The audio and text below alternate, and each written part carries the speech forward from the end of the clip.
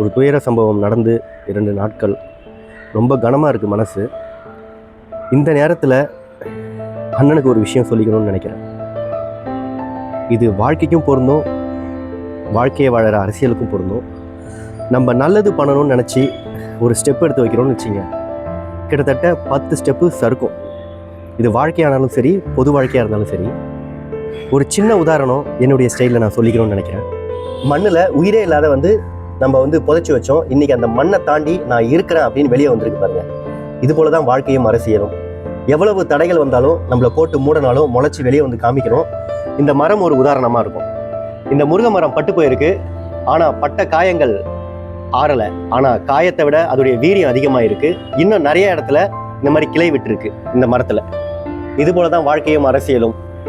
இதை தாண்டி தான் வரணும். அண்ணன் புரிஞ்சுக்குவார், கண்டிப்பாக வருவாருன்னு நினைக்கிறேன். கண்டிப்பாக வந்துடுவார், அந்த நம்பிக்கை எனக்கு இருக்குது.